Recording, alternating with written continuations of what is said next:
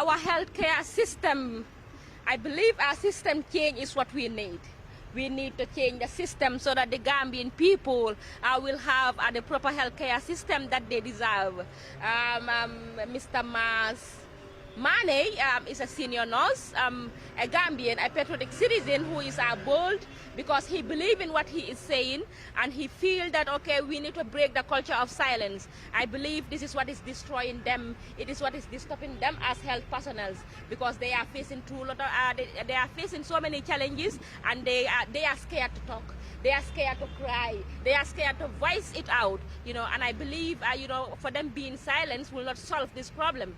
People need to know, people need to understand, and I believe if the society don't understand what is happening, what they are facing, some of their challenges, then we will keep blaming the healthcare system, and we will keep blaming our nurses and our doctors, because we feel that they are our brothers and sisters.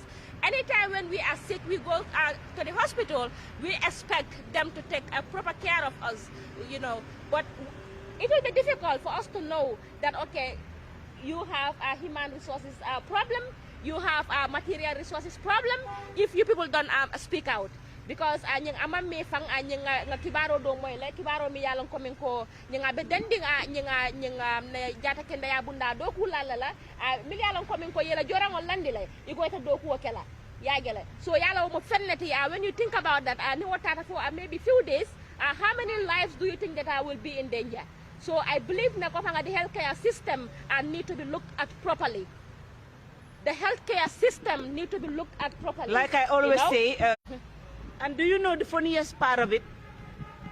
The nurses or the doctors will sit, lay back, have their breakfast, doing bena. You will be there since 6, 7. Understand? And they said one rotten potato spoiled the rest. Sister Linger, I have seen health workers, they are caring, they are loving, but the material, of course, the material is a problem. Yeah. When I say all what I said right now, because I cannot repeat myself. I know. Black Queen, I don't mean both of them. I know. No. That will be impossible. Yeah, because and I have good care. I have my blood, my family working at the hospital. So if I say so, it does not mean both of them are not good. But so the ones that are doing those things, you talking to them. Yeah, majority. Understand? So, especially these young ladies that are now appointed. They are just careless. Professionalism hanga more. Do you know the most thing that pains me a lot when I go to labor? Sometimes it's not when only you have patient that I go there. Yeah, the words you hear them saying. The words you hear them saying. It's terrible. Tadang siya gis hala yo hamantani amagun jikar na para dañ lawa non rubbish lañ lawa. Kuma wax lolu like I always say, duma xaar ba ma pare.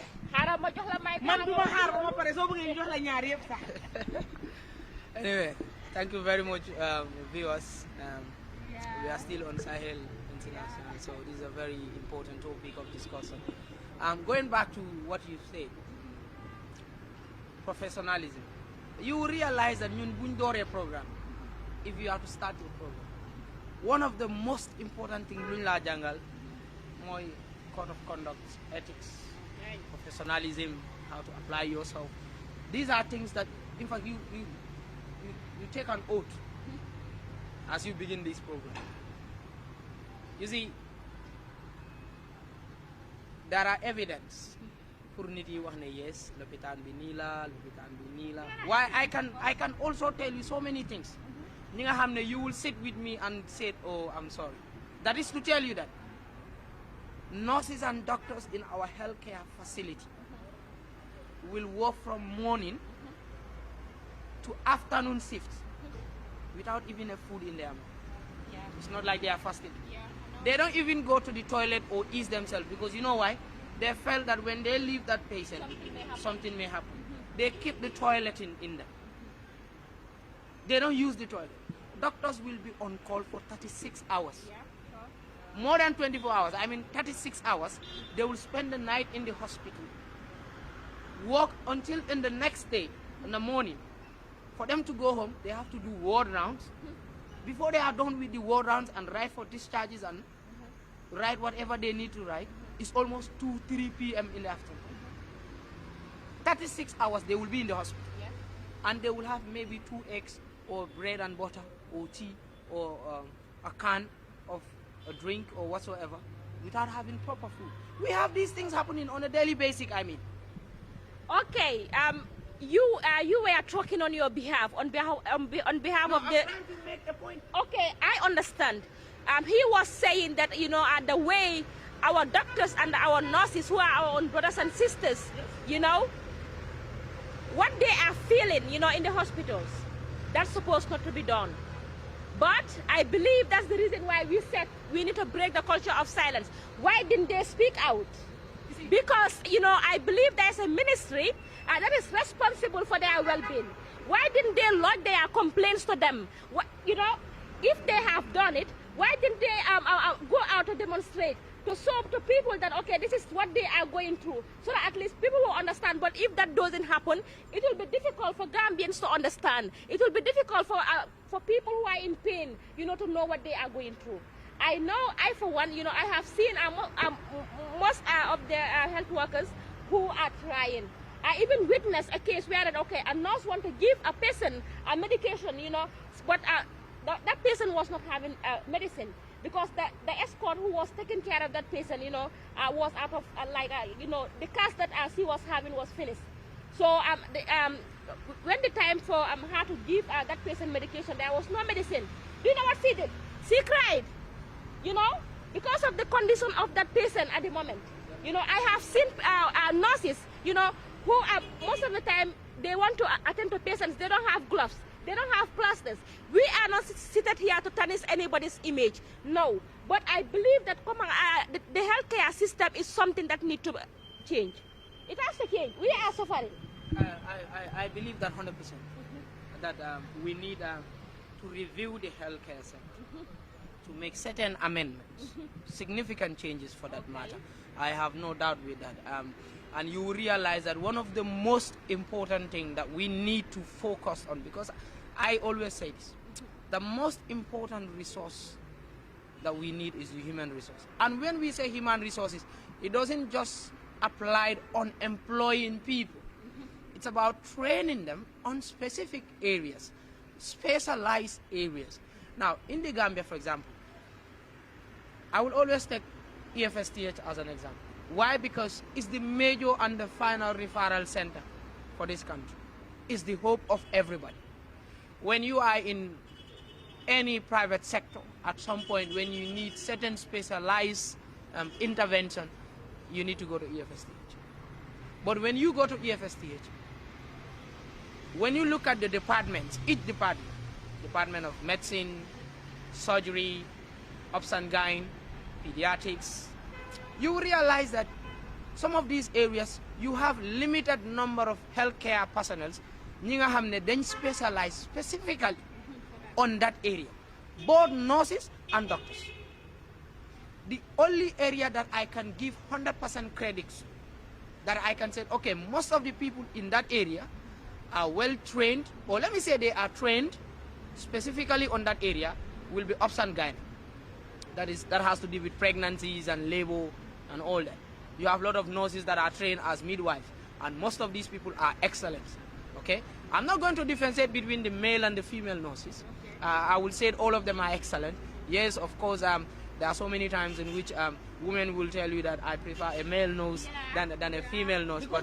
Because those people, but I can tell you there are excellent more. Female nurses, It's excellent good that female you know nurses. that.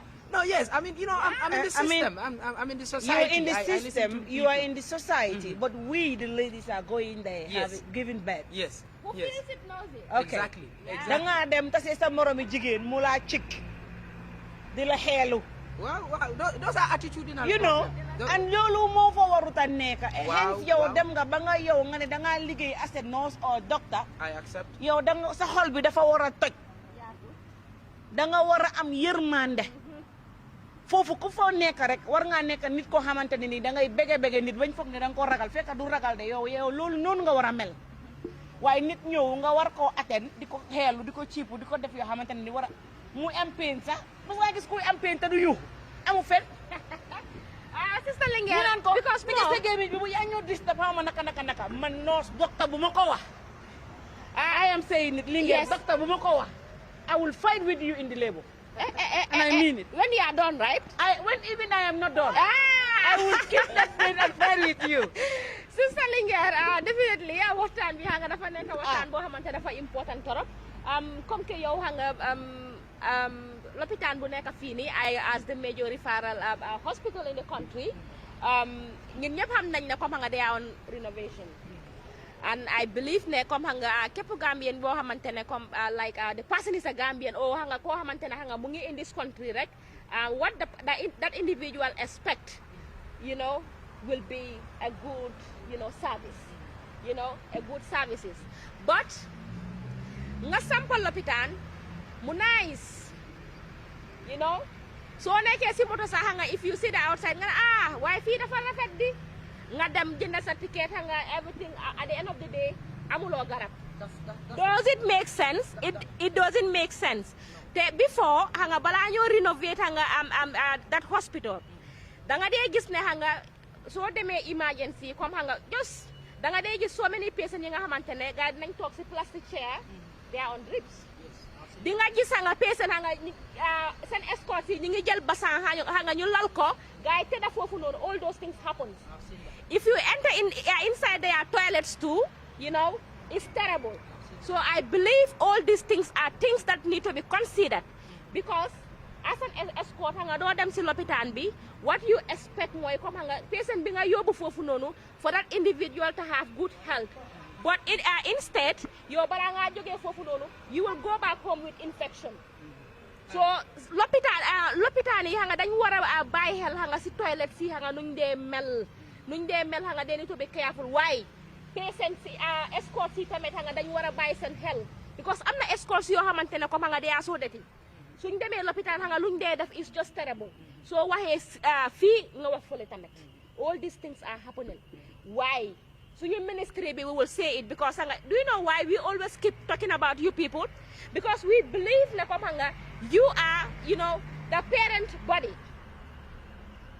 all these things yi nga xamante ne ñun dañ dee toog ñu wax ko it should be something li nga xamante ne it should come from you people why when we see that comme you are not saying anything they sit down duñ dee dem si lopitaan yi sax pour check ndax gars yi dañ dee dem si lopitaan yi ñu check and see the way the nurses and the doctors are in the hospital or patients it is because they don't care do you know why they don't care whenever they are sick or their family members are sick most of it they have cards even if they don't travel they have cards that take them to private hospitals if at all it's their kids or for themselves they will just take flight, get out of the country, treat themselves, and get back home. Okay, this is why they don't care about the others. That's why I said we need to review a lot.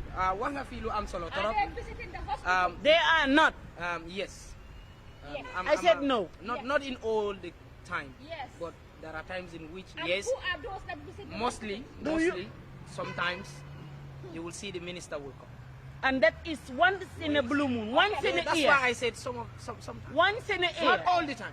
They should come there every Okay, 1 you need to month. understand one thing. Every 1 For month example, they should be coming there. the current minister. yëpp fii lay amee ci Sahel Network. nee naa leen lu lent ci seen bopp. fii lañ koy leelale. Let me say something. Say it. The current minister of health, Dr. Samad, I know him personally. I worked with him. He's part of the people who gave me the encouragement most of it. Yeah, to be a trainer. And I can tell you one thing from here. Okay. I am one of the people now who always write and said Samate did this, Samate is not doing this, he's not trying. I am doing it. I write. Yes. But I can tell you this is the man that I look up to. This man is very honest. You look up to someone that is not doing this and You see, is not because doing he that. is in the system now. He is in this. Okay. So it doesn't mean that if he is the minister of health, I cannot say, okay, Samaste is not doing well in this particular area. You see, him alone cannot do everything. Is he doing well? He's doing great. He has only one problem. No, wait. I have to make this clear. There is only one problem. Somebody is doing great. Make it 2 or 3. Okay, there is 3 problems. Okay, very good. 1, the people that are working with him. 2, the people that are entrusted for their service to deliver. 3 is the resource that he, at his level, is getting from government, the central government. You see, you need to understand this. This man was in the hospital. He was one of our greatest surgeons. This man is extremely good. I have seen him where he resigned from a board because he felt that patients' need or priority is not being put ahead. That is something he has been always fighting for. Dr. Samate is somebody who always fights for patients. So Today, why did if I can go Samate online change? and tell you, and write and say, oh, Dr. Samate has failed, Dr. Samate is this, I am not specifically attacking Dr. Samate, but I am attacking the fact that he is there and he was the one that fight for patients every day and night. And today he is in the system and we are having issues. The main person to point finger at is Dr. Samate. Okay. That is the hard fact. But Mr. Manneh, But that doesn't change the fact that he is trying. he is not. Okay. Okay. Mr. Samate, you are not trying. Okay. When I say you are not trying, it is because if I told you we are the nurse or the doctor who was always fighting for the patient, you are not in the system by the time. Now that you are the Minister of Health, my dear, and you are not for the patient anymore, you are no more for the people anymore. Are you there? Sister You are Linguère, not trying, not at Sister all. Linguère ñing kachati mi yalon komin ko Ah. maya ta bakelay Wala latsa boba. andum potenke dorong anyim bafalay komin ko mas Manneh senior no solamati antol kontanta bakelay ñinga soto ñim platform auto ñaming bayri anyim mu fennati mi yalon komin ko ñinga metal pour ka ñi jama blo ko no mas soto no bare ngata fenanti ñinga ñing anata sita nabe ñing kacha kuma ba soto kan andum fananga ñinga be kuma fo kan aba fo kan ne ñinga anin ala temate min kalamuta ñinga ay minje ñing anyala abola fo kan because ita mo forcé no la fana ñinga kuma mi yalon ko min ko ñing amang any evidence to ñing about that barim fana ngay kuma kam fo janga ko akata mo molti mi yalon ko min ko ñinga ñing minister Samate mi yalon ko min ko atela mo ñing the Minister of Health mi yalon ko min ko ñing ka fay ko ñing Samate aka mo molti mi yalon ko min ko ñing adabe mol ko no mol mi yalon ko min ko itol la ya ñing ata encourage sa ko min ko ka motivate ka fay ko min ko you can do it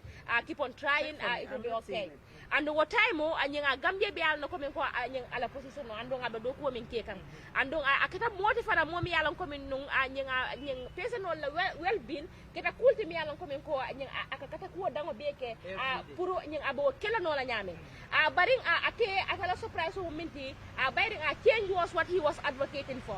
Change was what he was fighting for. But in Biranata, adunta system okono, still now, mole mi expect coming ko system woni be kala nyaming, amanke wo nyama. Woto, ataketa multi For patients. What I'm saying is, now he is in the system. I can remember my first word. I think on Facebook or on my WhatsApp status. I said, our great Iroko tree has been taken, but soon shall it fall. Because the reason why I say that was the fact that I know what Samate does on a daily basis in the hospital setting. And when I say this, many of my colleagues are like, no, we need a Dr. Samate. And to be honest, me sitting here, this is something that I have always wanted. I said, Dr. Samate in the system is a success. 100%. Like, I have no doubt. But along the line, I have seen things that have changed. Yeah. When I saw the minister going for President Barrow for 5 years walk, the campaign, I saw him with the people. I was like, oh, no. I don't expect the Minister of Health to go for President Barrow for 5 years. Maybe there is an obligation for him to do that. At my level, I don't know. Okay, fine. Fair enough. But what I am saying is, this is a man that I know is very, very committed to his job. But when he become a minister, I'm not going to say he is not trying, but most of the areas that I think he should have done better, he failed. Okay, now let's look at the renovation. It's very significant to put 100 million or whatsoever in the hospital. it's a positive investment if it is going to impact on the life of the Gambians. That is very significant. But I am telling you again, renovate that hospital. You are ready. Bring sophisticated machines. Place them there. I can tell you that you have few staffs that can even operate those machines. Now, what are you telling me? Now, go to the A&E, for example. This is the first point of entry in an accident and emergency setting.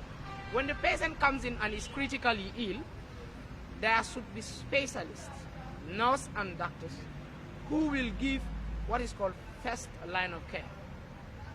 Immediate intervention is very significant to save the life of an individual. If you brought in a patient that is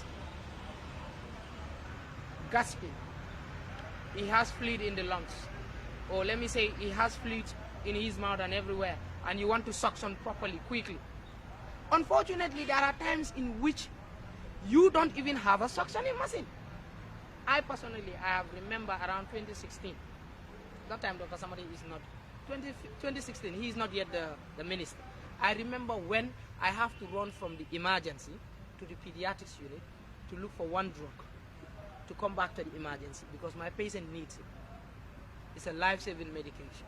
It's one of the medications that you can give to the patient when they crash, okay, or when they have an arrest. But that medication, I got it. By the time I'm back, I was running, eh? By the time I come back, my patient is gone. Oh. This happened before me. Do you understand? I am trying to tell you that what we need is trained nurses and doctors, train them how to use equipment, so that when you build a sophisticated hospital, so that when you build or you bring in a sophisticated machine, they will be able to use it, they will be able to have an impact on the life of the patient. This is very significant. Yeah. I think we need to look into it. This is very significant. Ñu mu fenati mi yalon ko min ka kumata batale. Bari mo be nganta ka faham roke ñing ku dantam fanan la ko min ko. Na health workers sol ñing ay mung fangol la sister lati, imum fangol la brother lati ñing ay mung fangol bari ngol lati anim binki ñol e tolle beji. Bari fanan iko to nya fo teriye ñi wobo ka tej ñing teriyati ñam. Sako kula ñing kula ku mi yalon ko min ko be dending na jata ken la yala ya. It could be someone who is close to you. Woto andonga jomo jombuka dua nying fop man satalla nying pour man satalla ye sufo muta. Bara dunia kono ala nying fanga ferending man satalla ye fulal deda. Mo rondi yalan ko min ko jato be kende yari. Ise mirano ko min ko lun sinasi lunga mi yalan ko min ko isufo sa muta non. Woto anyo no doctorol ni na won no sol mil yalan ko min ko katara loptano to le. Woto ne personol nate kan isa kali jube ko min ifangol. Isa kali jube ka fo ko yaje ko min ko bi mu wallate but sama sa keno itol tele and they will need someone to be by their side to love them, to take care of them, you know, not to start insulting them or to be doing things that's supposed not to be done. But in fanang be ngin kala minna wala nyinti ko ntolle health workers sol miliyalon ko min ko mum tol fawol latin sa ko because they are our own families. Their life matters. For it all, they have all the protections that they need. Because if you tole, any kind of patient sinano ikane. Water, are they always prepared? In case nim patient no nate kam patient no miyalon kominko, amari e kuran na soto kuran miyalon kominko asa samun no la easily. Niaje nga nyim there was a time during COVID benunjang. Ngaje la kominko nying some of the things miliyalan ko min ko ntolka wala use banta most of the health care workers ika wala use the same things wala use de so it's like you said you have material problem which I believe is happening in our hospitals. So Dr. Sabate ne mol sita ya blame bi ka fa nyen ka fa ko he's not doing much, you know, just like the way it is expected from him. I believe people have the right to do it because even the nurses and the doctors, whether they talk about this publicly or not, you know, but they are not happy with the system. Thank you very much, Black. Linga Lete Amna Soratolo is a very significant question. But this will take us back to Luma Wasimbiru training people to understand, to outline certain important issues. So anyway, walum the life or the welfare of nurses and doctors in our health sector, you will realize that it's not encouraging. That is the ideal word to use. It's not satisfactory. I mean, we are not going there. It's not a hotel. We know this. We are not going there to live like people living in a hotel. But what I'm saying is the basic needs for your activities of daily living as a human being should at least be up to standard. That is to say, nurses have a good toilet system. Nurses have a good reception where they can eat comfortably. Nurses have one or two walk-in fridge. Nurses have one or two, how to call it, electric kettle, at least to have their tea or whatever, or the doctors. Let me not be biased. Let me say nurses and doctors specifically, because you realize that in fact, the people that spend most of the time in the hospital are doctors. But the people that spend most of the time with the patients are the nurses. Okay, there is a difference. Doctors spend more time in the hospital, but nurses spend more time with the patient. Yeah. To be honest with you, the welfare of our nurses in this country is not up to standard, it's not satisfactory. There is a lot that needs to be changed. Like I said, range starting from their salary, coming to where they work, down to things that they need. These things need to be looked into. When I was working in Banjul, the accident and emergency, that is where I work. That is where I have actual knowledge. When you go to the emergency, now they are doing renovation, but when you go to the emergency, we have one room, like let's say 4 by 4 meter. Now after that room, you have a toilet. Inside that room is what is allocated for the emergency nurses, for the securities in the emergency, for the orderlies in the emergency to eat inside. And the toilet next to where they eat is what they need to use.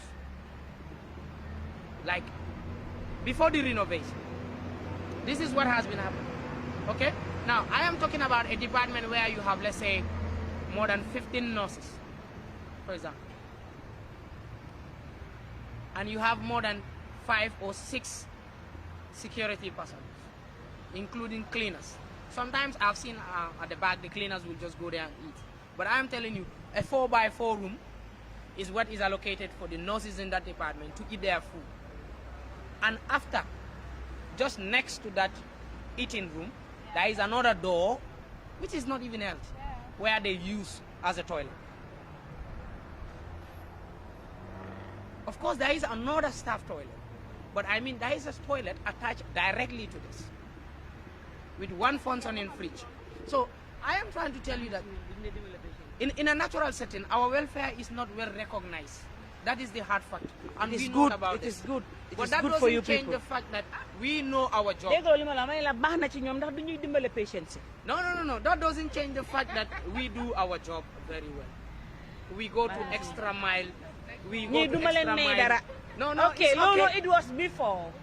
And now they have, as you say, renovation. Is that not what you say? Yes, that's why I'm saying that renovation. Siman renovation is not a priority. It's not a priority. Siman lawa.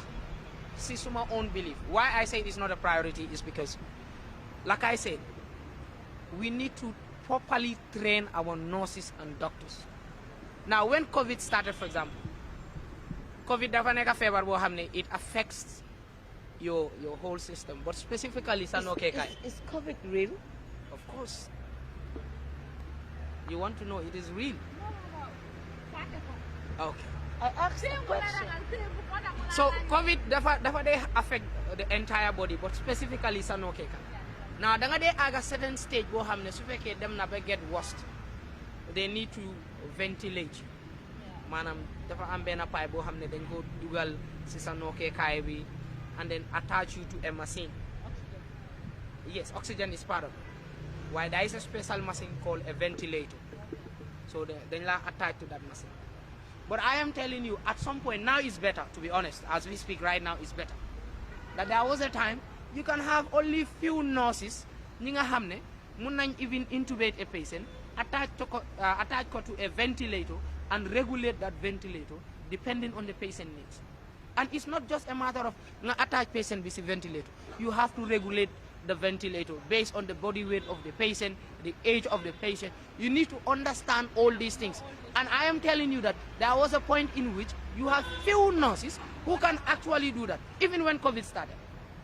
Of course, along the line, when COVID started, some training were done to train some of the nurses as to how to intubate these patients and even ventilate them. Some can even intubate, but to properly ventilate a patient is a problem, to regulate that machine. So I am telling you, what you need to do now is train your nurses as specialized emergency nurses, pediatric nurses, theater nurses, peri-op nurses, nurses that specialize on neurosurgeon or neurosurgery, nurses that specialize on bone cases. In the Gambia, when there is a major outbreak of bone, for example, we don't even have a bone unit. A specialized bone unit, the unit is well sterilized and is ideal for a bone admission. We don't have it. Yeah. These are the things that the government need to invest on. These are the things in which the ministry has to look into. Talk to the government, put the proposal to them, tell them that, look, this and this and this is what we need for now. Put it in place, train your people, then bring in the machines, the medications. When you have a case, you can save a life. Thank you very much. Thank you very much, Sister Linguère. Waxtaan bi nga neex na torop abi pare nga mu ngi doon wax fi nga wax yoo xamante ne comme nga am nañ solo torop because dëgg comme nga ñun ñëpp xam nañ ne suñ nurse yi ak suñ docteur yi ñoom ñooñu day tekke ya gannaaw yàlla nga comme nga suñ feebaree waaye nga wax dëgg rek nga ñun ñëpp xam nañ ne ñoom tamit nga they are human being nga nit lañ nga doomi aadama lañ nga comme ñun so nga pour ñu mën a def nga seen liggéey comme nga nuñ ko war a defee nga a lot has to be done because nga ñoom nga foog ñu comfortable first when I said nga foog ñu comfortable first mooy because ñoom ñëpp xam nañ ne comme nga what they sign lu gaay sign mooy nga to make sure ne comme nga koo xamante ne comme nga dafa feebar ñu jàppale ko nga ba mu mun a am boppam comme nga ñoom suñ sañoon nga nobody will go to the hospital and end up losing his or her life so loolu daal nga mu nekk loo xamante ne nga dafa important torop waaye ñoom tamit nga seen well being because always nga dama dee gis nga si various social media platforms nga ñu bari nga dañ dee wax ne comme nga like am na ñu dee give up sax at the end of the day because nga dañ dee feel ne comme nga you being a nurse nga for so many years nga you cannot have nothing all nga waaye am na ñoo xamante ne they are still there because of the love for humanity and also nga ñu ngi ko def ngir yàlla waaye it's not fair soo gisee ma ne la it's not fair wax ma nga lu tax ma wax loolu lu tax nga wax loolu waaw because nga fii nga dañ am ministers any minister boo gis the person is assigned to do something understand nga moom si biir waxam am na leneen loo xamante ne waxoon na ko fii nii mu ne Dr. Samata is not the problem waaye ñi nga xamante ne nga ñoo ko surround you know they are the problem but in a nutshell for me I will say that he is still the problem because he knows that much is expected from him so when he knows that the people that surrounds him are the problem why not he try to find a solution to that so that at least people will stop blaming him and he will do the right thing that the Gambian people need in the healthcare system. Black Queen. Gis nga Mr. Samate. moom yebut docteur yi de ñun la yeb. waaw ñun ñuy dem di faju nañ ko wax. waaw te ñu dee. waaw. Mr. Manneh, I want you to listen very carefully. bul ma déglu ak xol déglu ma ak xel. waxtaan la. Mr. Samate, either you watch this video today, tomorrow, or whenever. We're gonna see it all over. Yeah. But I want you to know that yow yebuloo docteur si de ñun nga yeb ñun patients yi ñun ñi nga xamante ne ñun ñooy feebar di ñëw si lopitaan bi. Mr. Samate doo mun a wax ne you are fighting for patient. When you were not in the ba system. lopitaan yi ñoom si seen boppa ñu gis ne kii kat dañ ko war a appoint ñu fal la nga fàtte li la fal yow da nga fàtte lan moo la fal su fekkente ne according to what Mr. Manneh said you are good but the one around you those people are not good nga daaxaleen because you can do it daaxaleen fal ñeneen ñoo xamante ne nii they will be there for the people. Yeah, sure. We the nation, we need you people because you people are there for the nation. And he has the experience. you know. su fekkonte ne dañ jël tey Black Queen ñu appoint la teg la fa you don't know what to do. You understand? Because I'm the experience. But you, for you, you have been there for how many years? Yaa ngi liggéey with the system. Yeah. Okay, so, then I don't think ne moom dina am issue pour mu mun a liggéey fi mu nekk nii with those people. No, I don't think so. So if at all anything happens, obviously people will blame him. Yeah, because this is being careless. Leadership more mel no. As But a leader, Black Queen, if something happens, happens, no, understand no. So you say man leadership more mel no. No, but you know, as a leader, he's a satisfied man before becoming a minister. Yeah, no, okay. Before you come there, okay, listen to me. No, we are not Sister yet in Linga, money. let me make it clear here. You know, We are not yet saying he is hungry because of the money or this and that. Okay. What we're trying to say is he should try and help the nation. okay. Why he should help the nation is we need his help. Xam na lan moo de nekk si lopitaan bi xam na patient yi naka lañ dee soonee. Okay, then why not moom mu taxaw ak docteur si def ak ñoom ay meeting di génn di lobby garab di def with many other things yoo xamante ne nii moom bi mu fa nekkee woon gis na ne lii moo nekkoon issue bi lii moo nekk problème bi yow ñu dem ba appoint la nga relax. Sister Linger melo kuma kuntu nyanga kome yemin fa diamo kono dorong iko nyanga mo molti momi yalla ko min ko ya fonsotele nyanga jandi bata appoint la as a minister nyanga pour ay tol be nga na fonsotele di pour ka kumo nyi fanundi dorong pour ka kumo nyi fanundi wala pour ka seneyandi dorong wala nyindi ko min ko alhamdulillah ya fil la ko min ko manke ko min ko kodo wala ya sabu nyanga be nyin keka pot yalla ne am kodo ka banne you understand but haramba dingo yemin to moye sako jata kende yalla karola ya mari mako ya mo fennati mi yalla ko min ko isakra no nyaato la ni fata isn't it woto am nyaaton ka ya mo fennati mi yalla ko min ko du no lamu woto ni mol yata ya sikay late la ye du no nyin dila i nyanta la yakata ko dango beke ya ja ko min ko ita bo du no nyinga nyingi ba ma fa la nyame wo du no nyinga responsibility nyinga nyinga iba tano la nyame woto nite ya yela ko min ko ita ni mol le be do ko wala mol mi yalla ko min ko wala mo problem oti they are the obstacles. They stop you from moving forward. They stop you from doing the right thing. Why not you sit down and think? Because people believe that you have the experience. You have the knowledge. You can do it. You can bring that changes. You understand? So,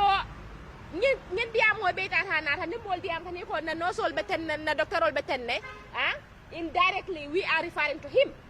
Because he is the leader. Isn't it? That's important. So I believe coming ko it's not even a good image at a side. Wala amanka to candidate. So it's something me alam coming. Hani ate fango ayewola ne. Ha? Hani ite fango Mr. Samete ite yal. Sa boss dina ko attack because sa boss ñun tay suñ toogee lapitaan ñun amuñ docteur yoo xamante ne nii yooyu ñoo ñu war a attack amuñ nurse ba fii ñaata nit ñu nga fi dee gis nurse yoo xamante ne nii ñoom ñoo dee waral paralyse nit ñi. Okay, because dañ la pengu si sa sidit bi in a wrong position. Yeah. Bari na fi. Capacity building nga understand? So, Mr. If we attack him, we supposed to. We should do it. Understand? Holland. Ñun we are saying this not for our own sake. Holland. Because lumboni boni. Times they should president. Olaf mu ne. Wow. Roy lu baax. Baax na roy lu bon a bon. Baax na. Waaye lu baax lam fi daan def. Moom nam du ko war nañoo topp ci tànkaami. Understand? Même su fekkee moom you don't have the time to do it. Am na ñaari jabar. Na kenn si ñoom jël am loo xamante ne nii dañ koy féetoo di ko def. Waa gis naa beneen jabaram bi xam nga moom xam nga most of the time daf dee dem si lopitaan yi xam nga pour mu check waaye xam nga him as the president you know man I feel na comme sometimes it cannot be always. Du nekk always waaye sometimes I will change my nationality.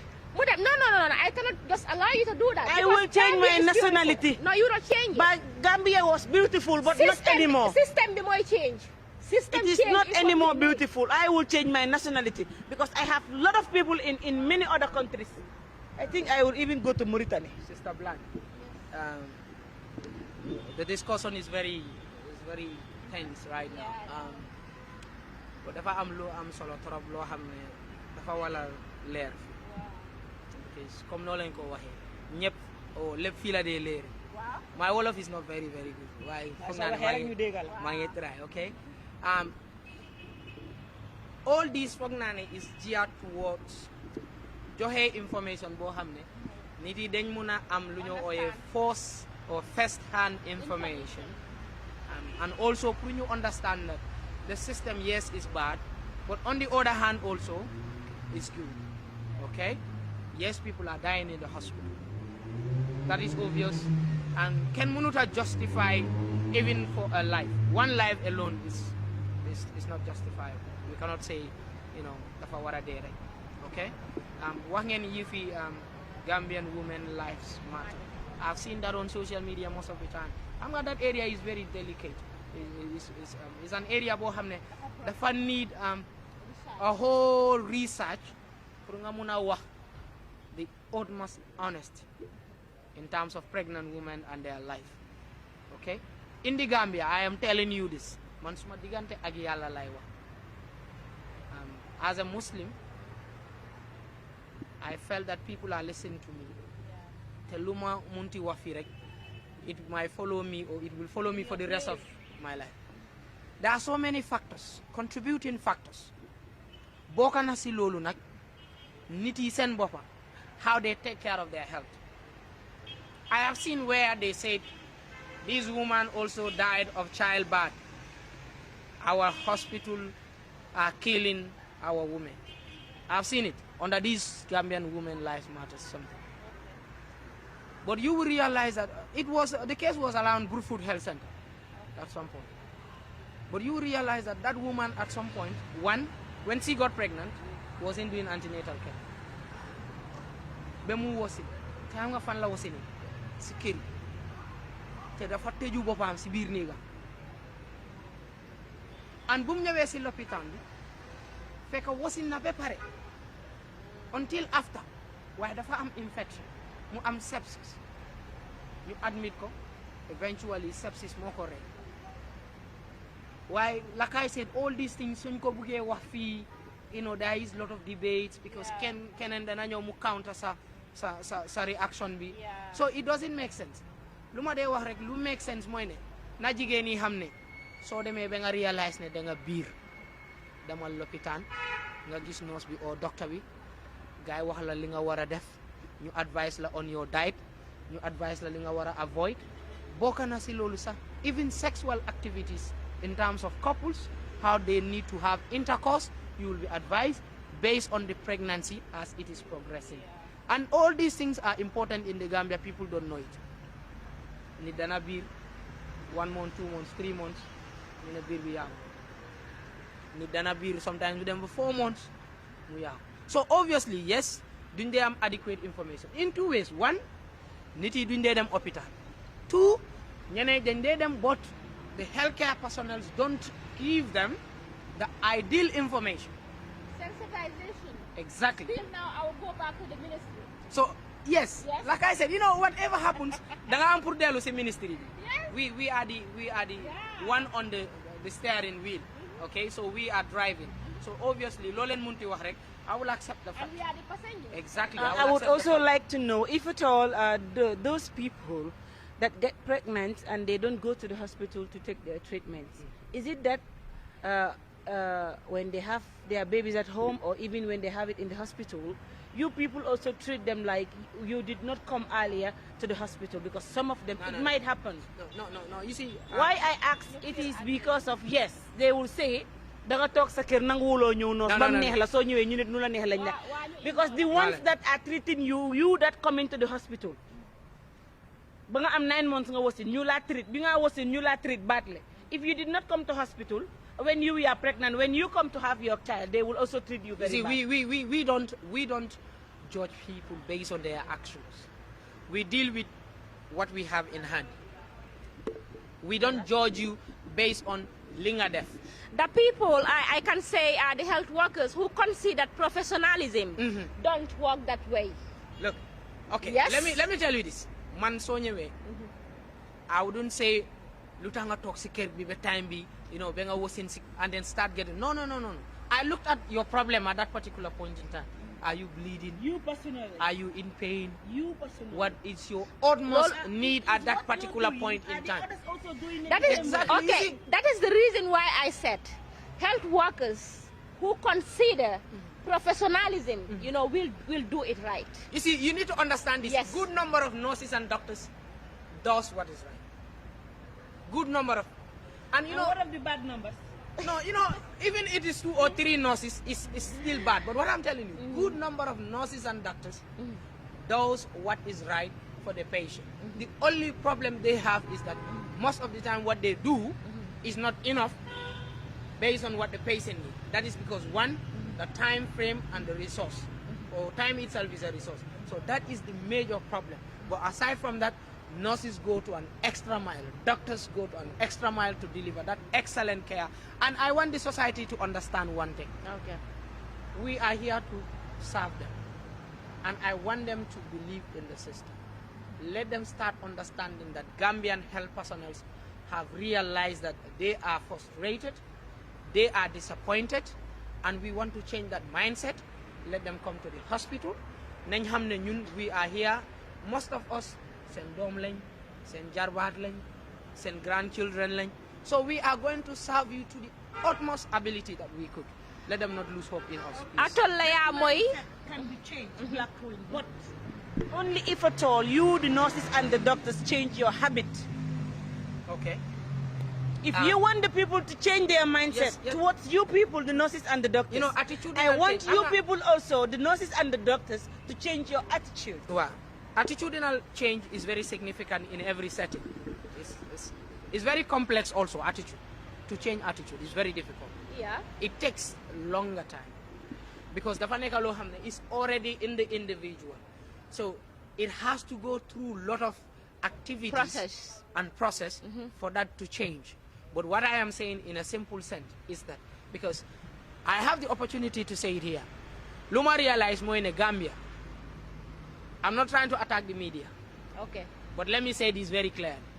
Gambia, people are always in a hurry to put forward in the how to call it, in the social media, our negative side. Wait. Can I hold you? Yeah. No, wait. People are always in a hurry to do this. But I am going to tell you, for example, go to Brikama Health Center. You will realize that at night they will deliver 33 patients. They will do 5 cesarean sections. Nobody died. Nobody will tell you that. Go to Bundu Maternity Hospital. Yeah. You realize that on a particular day. It's supposed to be. Very good. No, I'm trying to tell you that we do this on a daily basis. Our one mistake will circulate the whole world. Yes, mistake cannot be. Make mistakes. No. Okay, This is allowed to be, especially when it is in terms of life. Yes, I accept. What I'm saying is, what I'm saying is, Mass Manneh. No, wait. What I'm saying is, Black. Let me complete this session. Okay. What I'm saying is, media is very significant in terms of awareness. Let the media personnel and media houses endeavor again to enlighten the people positively. That is what we are doing. No, I'm not That's saying the reason why you are invited here. So I that am we telling can you talk that about most of the things that we put there is when there is a mistake. But when there is a major breakthrough, most of the time you are not even aware of it. No, we normally do it. No, you see, this is the point. Okay.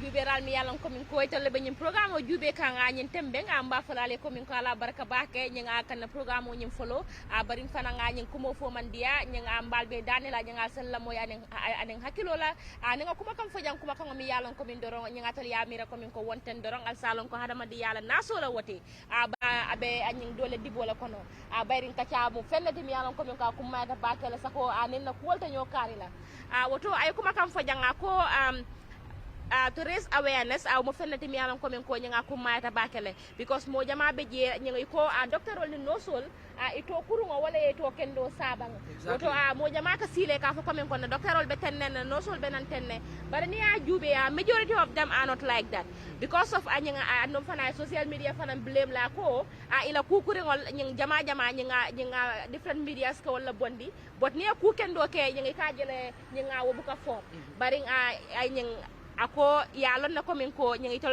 loptan do kula wala nyang health workers ol yalon na komin ko gambenol niyo man sewo gambenol niyo man dia nyang kamala komin ko ay discourage tale il disappoint tale nyang komin ni lafta nyang jata kende ya bundala pour ya mako no soto je nyang nasol men kakaje ako nyang itol fanan dino ni sawo nyamo fenati mi yalon komin ko man dia nyang itol fanaye andu fana mo mollati nyang ifana ni la on problem wol baring bayring nyen do ko mo do kulde mi alan ko men koy to la sign nyen iba make sure la ko men koy nyanta pour que mindi nyen a proper service to the patient nyen isa keno baring fana iba jama mo be dan la fana nyanga pour nyen kambe ngo nyen tenku ngoni nyo moyo wo satara no nyen health workers wol nyen personal tema wala mol mi yalan ko men ko nyen ay to la kata nyen loptanol to because ni aje tol ba do ko kala je nyen wala ya sabu ni tol man tara je nyen ita do ko keno la baring fananga min faydi amo kono wala nyinti komin ko ni don lafta wala nyanga pour society understand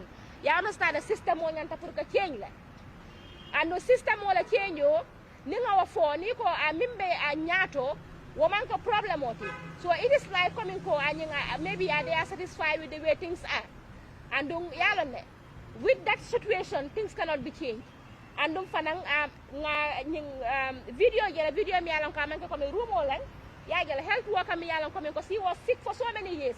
He served in the system for so many years. You know, wato mi yalan komen ko as he needed help. Puru yata makoy momentary mi yalan komen ko as a support just like the way he needed it. And the person is struggling right now. As a health personnel, nita Maria that kind of example je. It's a feeling sort of not fan coming ko anyway let me just take my time because if something happened to me the ministry will ignore me. No, we'll be caring. Okay. There are times in which like I said when it comes to our welfare there are so many things that that are not in place. That includes in the Gambia ni mu health personality because first of all you need to understand that our life is at risk. For so many communicable disease or disease that you can get from patients and we don't even have enough material resources to protect ourselves first from these communicable diseases but unfortunately nurses and doctors will get so many conditions from patients ranging from hepatitis, HIV and AIDS, tuberculosis, all these things nurses and doctors get infected along the line. And I will even include lab technicians and all the health care setting personnel. Ñi nga xamne ñu ngi liggéey ci walum wér gu yaram dañ mëna am this jangoro yi nga xamne at the end of the day they get it from the patient. And if you come to look into the way their welfare is looked into in terms of treatment protocol, in terms of how they get medications, in terms of how their needs are prioritized, you realize that some of them is very sad to say this is the hard fact. This is what is happening.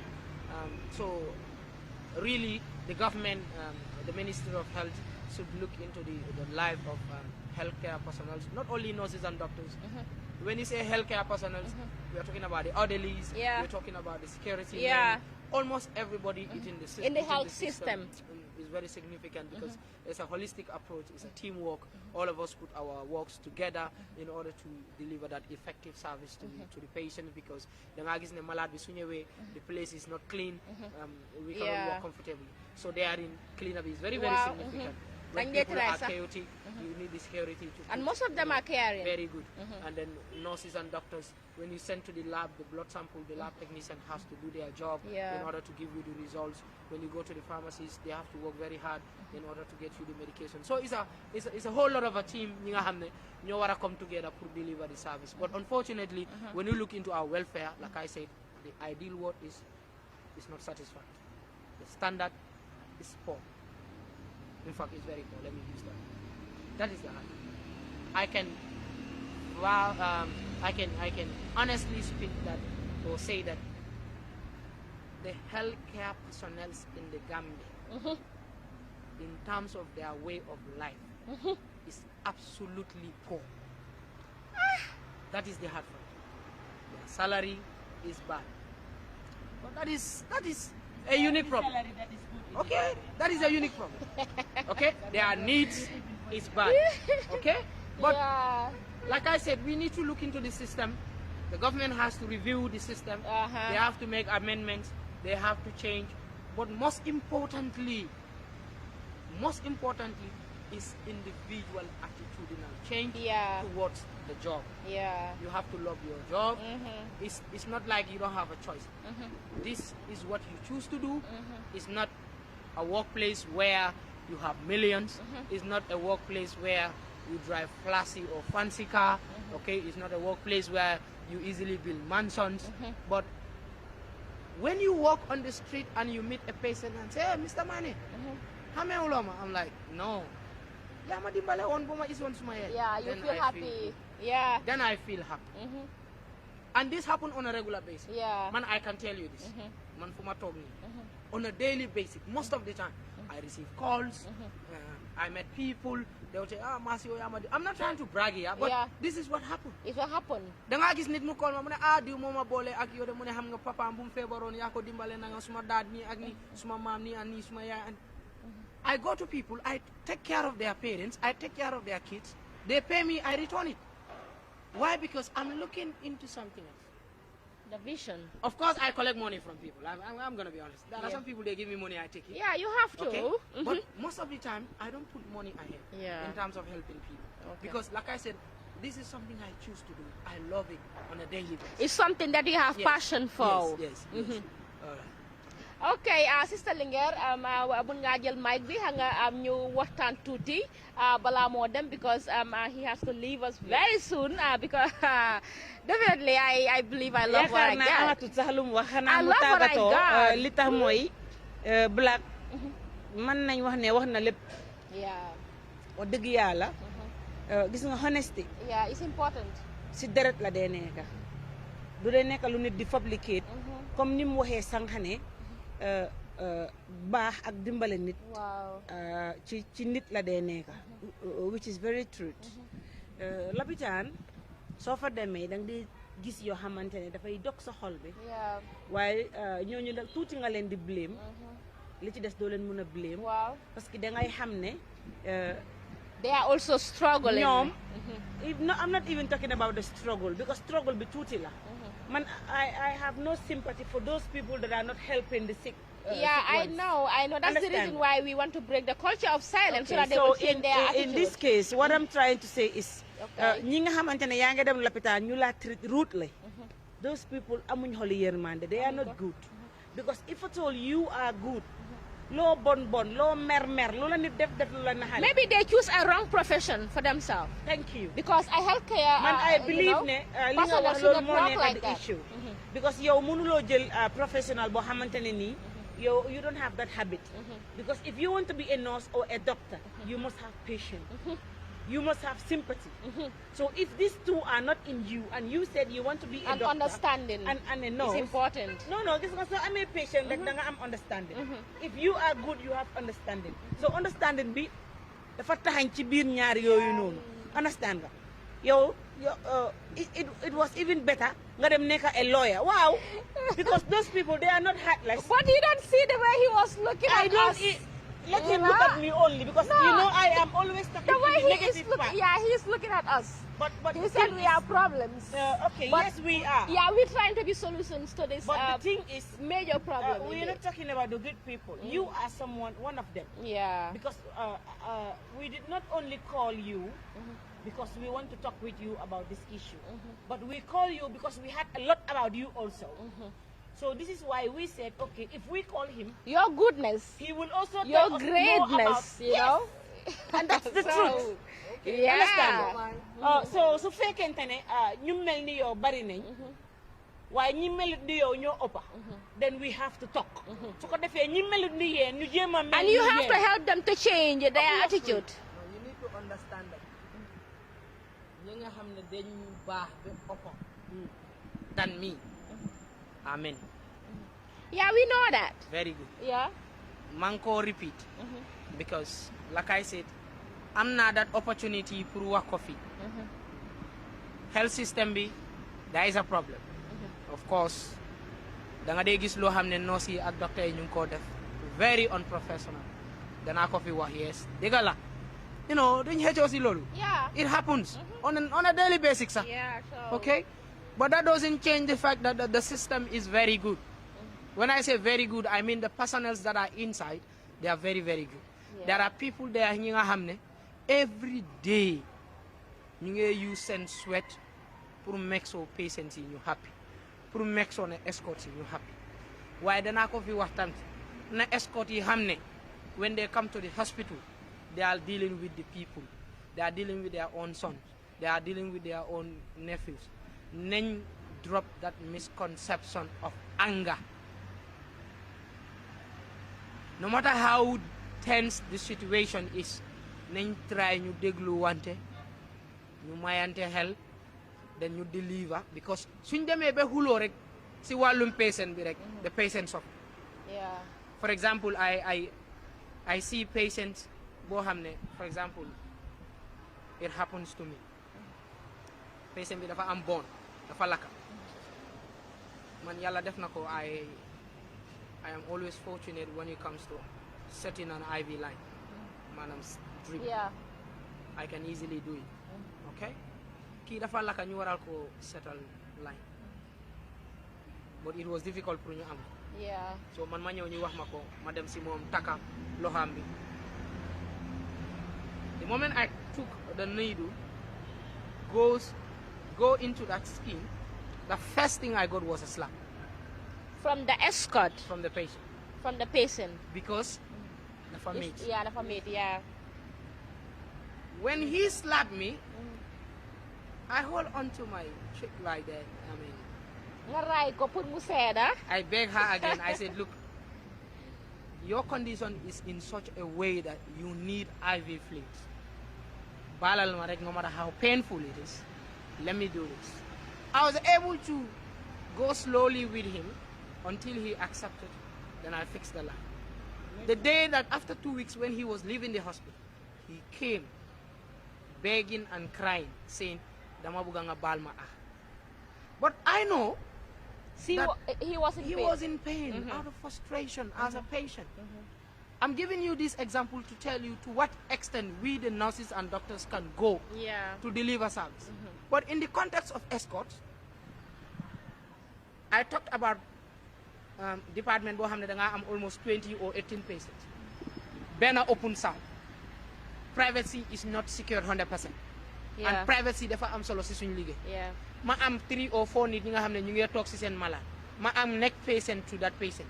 Ma ñëw pour defaral ko dara ma ñëw si other family bi ma ne leen baalal leen ma ngeen génn si biti dañ bugg a door liggéey. Nobody said anything. I went back. I came again and said yéen lay waxal dama bugg a ngeen baalal ma dafa am lu ma bugg a def. Nobody listened. I came on the third time. I said xanaa yéen doo leen nit. Yeah, because you were upset. I was upset. The other lady stood up and said, Hana yen da ngeen foog ne nit daf fi dee ñëw ak sagwam amu leen respect. She started saying all kind of words. Yeah. Then I was also angry because I used nice word twice. Yeah. I have to call the security. Yeah, they don't Pour mu care. ñëw You have mu to- génnee ko fa. So I'm trying to tell you that so ma fekkee man as a health personnel maa ngi am that argument with that individual.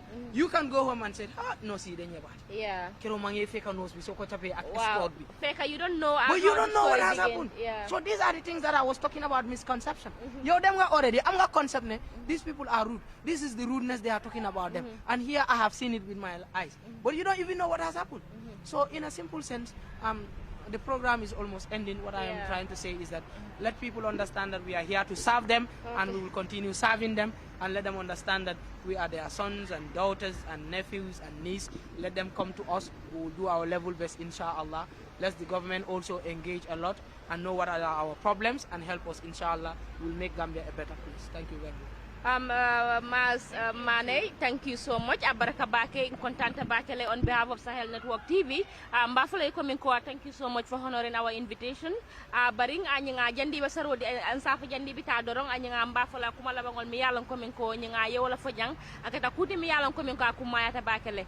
Ninko jata kende anyang bunda nyanga mo bundal ti miyalang kominko afanu tabakele. Ani ajang ka afanu tale nyanga bayri nga kumasa tale nyang kabiri a ministry ayina ye doctor also ye no sol soto ay hani nyanga fitar la fa ngol tano kono nyanga ay nyang ibamari count la jele andum fana escort mi yalan ko men ka family members solati or someone mi yalan ko men ko the person is close to the patient and in personal phone woto anyinga be responsibility sotole we all have a role to play to change the system barim fana nga nyinga ni ajen ka santo fo mi yalan ko men ko nyinga atele bu nyaton koti bayri nyinga moto la chabo ba tele bulu moto la baro ba tele bulu pour kaje ko men ko nyinga ay gambia la jata kende ya bunda samba to the right direction woto nata e baro jenkende dorong ibajala ko men ko there is a possibility ko nyinga tondung moto nyin sa boynole andunga moto la boyo mu masi bolti woto nyinga dol ba fo kan ko men ko nyinga moto nyimbe lamandinne nyinga ala fa pour ko boy woto nyinga ate anyanta ka bambam bakele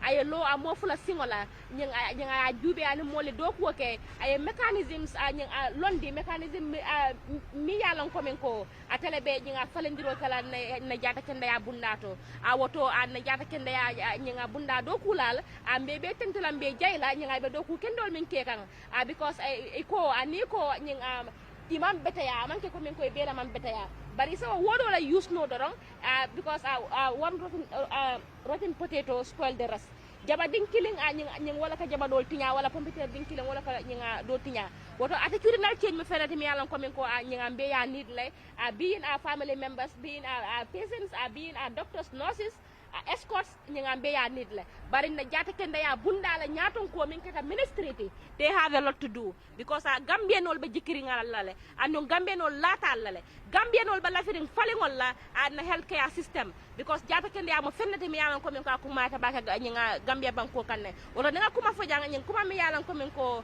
nyinga ya gele ko min ko nyinga man nyanna pour ko fo nyama al se hakatu ndino ni sawo do ngante kuma fo la jam mi yalan ko min ko nyinga abala nyinga monio nying torandela wala nyinga mari ba filla ko min ko mbala ala imegla taniskan no Gambia is our Gambia. We cannot fold our hands and expect someone to come outside to develop our nation for us. So this fight is our fight. The challenge is ours.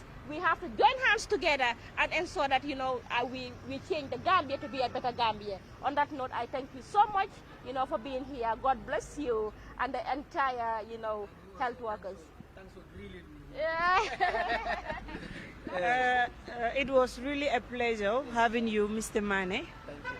Parce que tamit lépp loo xamante ne laaj nañ la ko rek tontu nga ñi ko si respect ci dal ak ci anam boo xamante ne dinañ ko dégg ñi seetaan dinañ ko dégg waaye tamit dinañ am understanding dinañ accept tamit what you saying because it's the real fact ci kaw loolu sant nañ la gërëm nañ la wax dëgg yàlla ànd bi nga xamante ne ànd nga ko ak Sahel Network di la jox dig daje di wax ne dinañ la invité incha allah te du yàgg dara because we have a lot to say time bi moo ñu ko mayut rek understand nga we cannot say everything because we have many other things that we have to talk about why I'm 100% sure you will come back because we need people like you people that are not afraid to say exactly really what is going on.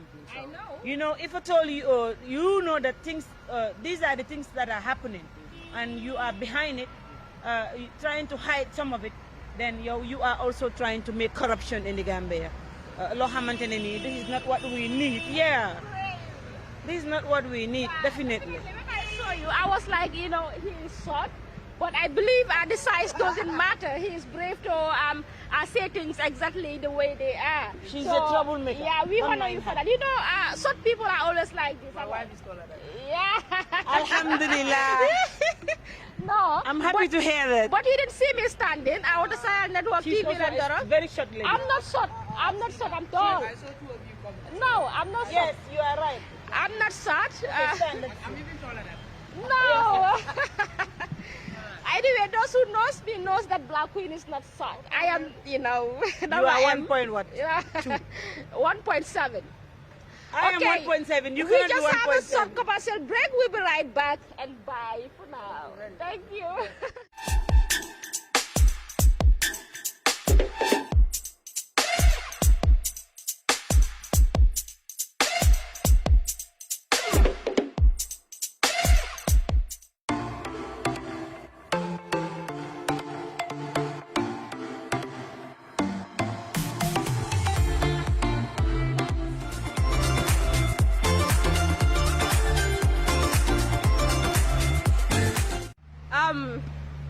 That was Sahel Network an TV. amazing interview. I can say discussion because we were discussing. Hanga mayuñ ko dara.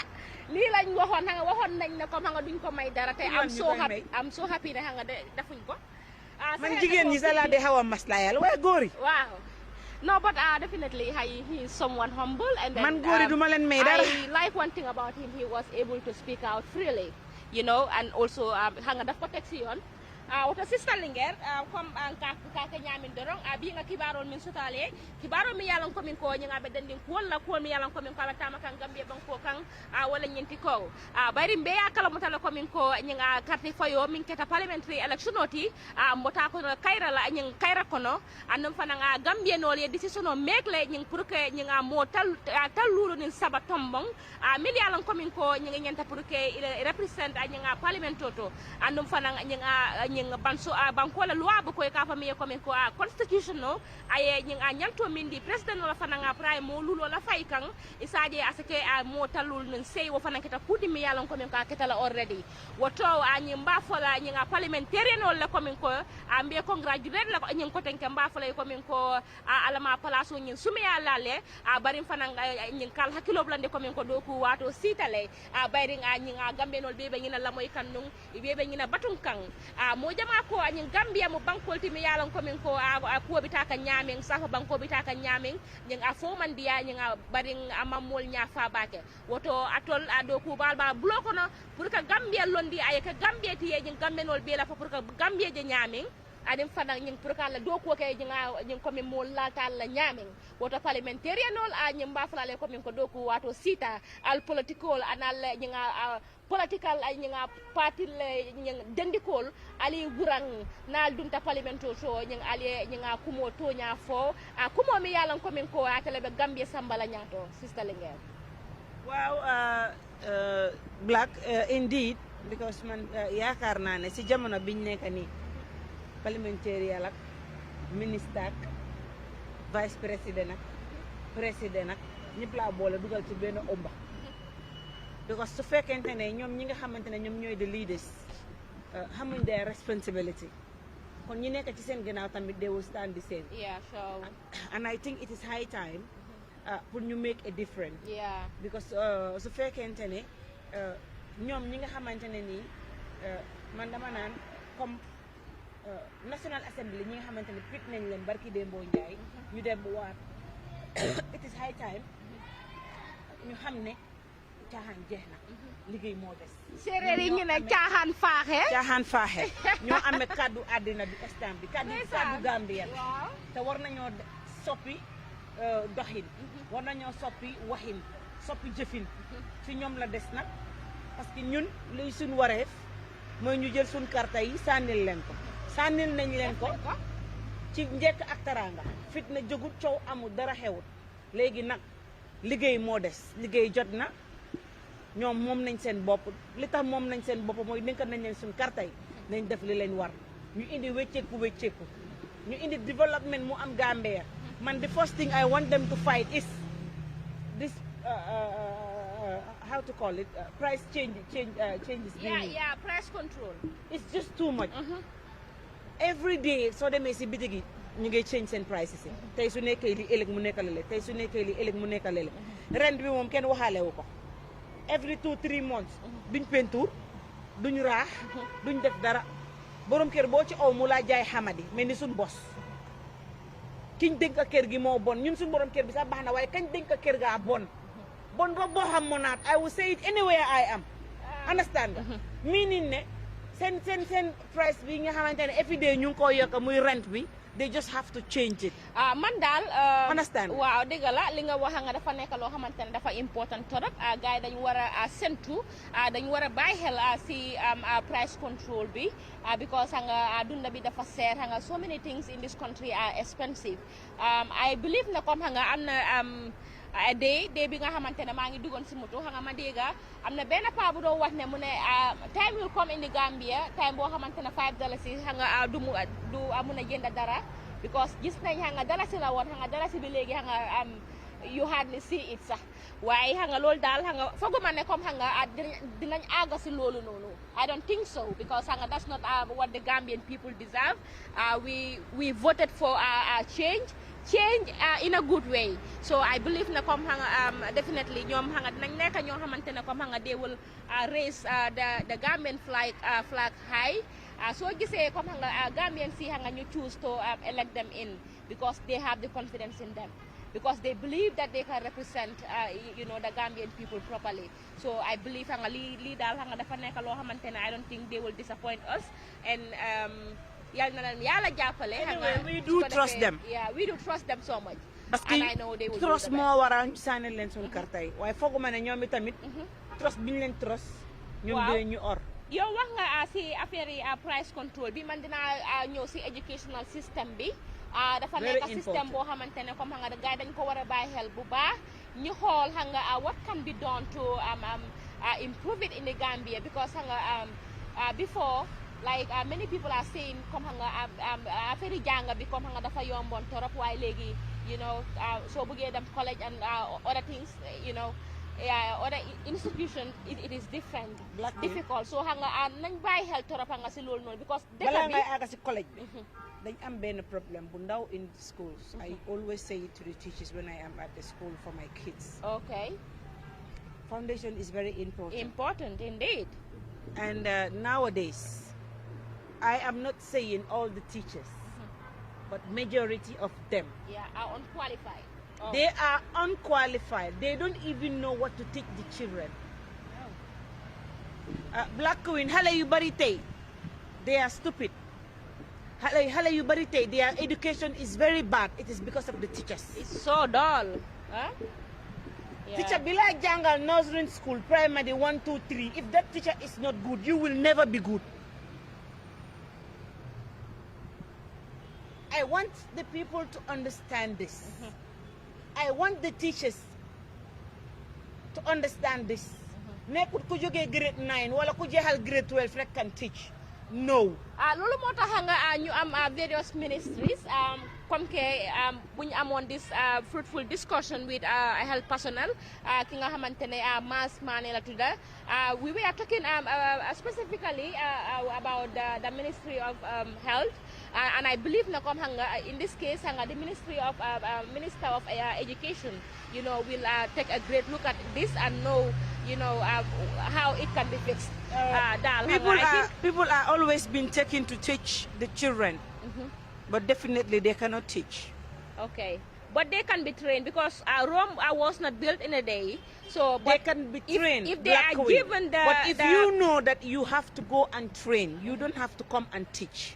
Go and train before you come and teach because you are damaging people's life. Those children have to come something else tomorrow.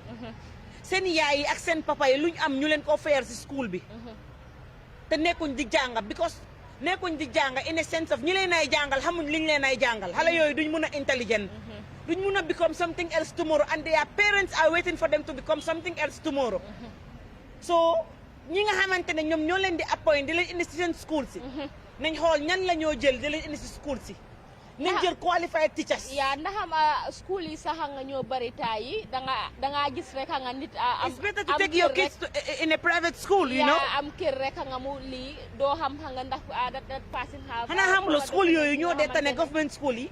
Yeah. School yi nga gis ñag yi diko def yépp. ñoo gën 100% government school si because government school teacher yu leen neex la ñoo jël waaye gis nga ñoom qualified teachers dañ dee am seen school si. Okay, then I believe na comme nga loolu tamit dafa nekk system boo xamante ne will be looked at to ensure ne the Gambian people have the good education that they deserve. Woto mbe min kala dorong bayri mbe kacha min kona kata kacha mi yalan ko min ko kumata bakelay barim fana nga kibaro do fana soto kibaro mi yalan ko min ko kibare bungol ba fokane anyi watin konom mimbe dending anyi police wala police mi yalan ko ka fay ko corporal bangura mo molti mi yalan ko min ko nyin ala doku nyin aya nole anum fana nga pareta la pour ka ke anu hadamadi ya nyanto mo fenete mi yalan ko min ko aya consider bakelay bayri anyi ngambe ngaje la ko min ko anu ngaje kibarol to la ko aketa molti mi yalan ko nyinga ya mako ro kay nying musola muso mi yalan ko nyinga sonno mo man kenda ya bake ya tumo min na abe kola ya kono ni ajan ka be kola ya kono bayri nga muso kono mala mati a muso min be sasaring anata sika ya sama loptano to amanda wala anata ba ma kumandi nyinga ba ma sita kunto ya mako ya ni doctorol ni nosol fo musundi ngoni ya fansoto andunga kibar sefelal ya itandi la ko musundi ngo anyi tembe nga nyinga ba fandinne andunga de sukutundi ngo ay wala soto woto nyinga nimbol ko police officer mo mollata mi yalan ko min koy man beta ya ko min ba ka fo kacha ko no nyami dol be ko no le dol mi yalan ko min ko alhamdulillah rabbil alamin ay jikko beta ya ta bakale bot sa fo no wala nyama daro nimba fo la police sol man beta ya mba fo la police sol bari nga nta to jama men son no la fon sa fo nyama but answer so long coming fanan coming ko there are a few among them million coming ko nyingay beta ya ta bakale andu be do ko ke kanne inganta pour ka nyame ngota mba fly coming ko congratulations alama man sata laye mako ya yela palaso yirwa momorandi yalan coming ko uniform tiola muyti banku do ko wala muyti la nyantoti anum fana ngayte gambia la jiddo rangal man sata laye fasa la do ko kan Corporal Bangura, thank you so much and your entire family for supporting a woman you know who was not mentally balanced sister wow Black Queen lu way def bopam bu gudé fan fekke olof ko wax Mr. Bangura, thank you so very much definitely Gambia yep appreciate nañ wala aduna bi yep appreciate nañ what you did because it was indeed a very great thing that each and every one of us have part to do of that but mu nekk mbir mo xamantene da nga jël in charge of it def ko te yalla rek tax ba koku yalla may ko bopam mu am doom bu jigéen nag mu am doom bu jigéen xale bu rafet xale bu xam naa ne sa jabar lañ ko waroon a tuddee su dee am nga jabar waaw gis nga kay Black taranga moo koy fecc su fekkee tuddee wuñ xam nga doom bi xam nga duñ ñu ko tuddee ñun ñan sa xel Linguère Black Linguère Black waaw ok léegi nañ continuer anyway I'm definitely so proud of him I'm so proud of him for doing that great waaw mbir mu baax la def loo xamante ne kenn ku ci nekk rek boo gisee koo war a mun a dimbale ko because that day he or she is in need of it but tomorrow you might also be in need of help kon ndimbal du loo xamante ne danga koy def parce que waruloo koo def waaye ku ko def rek danga ko war a def parce que kenn xamut sa ëllëg seetaan naa démb a very short video ku dugga si juma julli ba pare joxanteeg nit ñi loxo kii ñoo jox ko loxo ak ñi nekk ci booram mu jóg di julli ñaari raaka taxaw fi mu sëga war a sigi mu sëga loolu mooy dogam loolu mooy deyam alhamdulilah rabbil alamin xam nga mujj yu rafet yooyu dafa jar di ñaan waaye lu baax moo koy maye li tax ma indi exemple boobu lu baax rek mooy tax nit am lu baax lan moo gën a neex nga am jàppa nga julli farata ba pare di si teg sunna yàlla jël sa bakken ci biir julli bi sërmaluloo sax kenn ku ci nekk ci ñun war ngaa ñaan yàlla mujj bu rafet bu mel noonu lu jafe la nag waaye lu jara ñaan yàlla subhanahu wa taala la lan moo koy mayee mooy def lu baax nit du koy judduwaale da nga koy jéem dëgg la dañuy wax ne kii dafa nampam baax parce que yaayam ak papam yëpp dañ baax waaye buy mooy jur ka tax nit dina baax jëkkëram baax jabaram baax mu jur doom ju bon waaw yaay ak baay yëpp dinañ bon ñu jur doom joo xamante ne ni tubarkalla macha allah àddina yëpp ay bëgg a jur doom ju mel noonu kon dafa am loo xamante ne dëgg la yàlla daf koy def si doomi aadama waaye nit tamit war na di ko jéem ci boppam. Sister Linguère dëgguma la ba pare xam nga. Mr. Bangra thank you so much. li nga wax nga dafa nekk loo xamante dafa important trop waaye dafa doy waaru. mbaa yow baax nga rek soo xoolee ba xool yow loolu daal xam nga yow xam nga si dara. ok te man yow xam nga si dara xam nga. no I will say yes. because she is indeed loolu Mr. Bangra def bosam moo feeñ rek. Why what she is doing behind the camera is more than what she is showing. Wow, ñi muy dimbale bokkut ak ñoom dara ci maam Adama Awa lañ géej te li muy def ci ñoom defu ko sax ci boppam defu ko ci ay doomam daf koy def te yàlla rek tax te kuy def lu baax ku ne ku ko wax nga bëgg kon yenn na yàlla fayal ko boppam yàlla subhanahu wa taala reward you more than what you expecting from him. I mean thank you so much gis nga ku baax rek moo di gis nit ku baax muy def xa nga lu baax ba pare xa nga mu wax si moom because xa nga yow it da nga baax you know kenn du yow waaw soo baaxutoon ni kon xa nga loolu doo ko wax because nekkul nag dama jox lem xam nga pour nga wax ko waaye xam nga it was something mënuloo maa jox lem dama or mënul maa jox lem it was something that was in you that you must voice out. How can she give me honey? Sister Linger, lafta nga ku kacha kumi yalan komin ko is similar to what we are discussing because ngaje la komin ko Gambia kolonia korosi nyamatol siata bakele min keta fondinke nyamatol ti dol fang mo musolati ike jele ika tratama kan sate kono dol be je ni soputa sako musolu ika denda dulal to dulal mi yalon komin ko molla ka nyapi kan ike lanyo ya mol mi yalon komin ko fanga ferande mankela wo keta kuti mi yalon komin ko bala fa warta bakele a jahalo warta bakele so ntallata komin ko those people mi yalon komin ko e son no man kende ay bota family leto dol katale ñinga tere la mol buka kalamuta bare dol fa na mol ka kalamuta la komin ko karibe sate la kon so e ñantala pour ye makoy isay marano ñamin suol kono and show them love show them the support show them the care anum fanan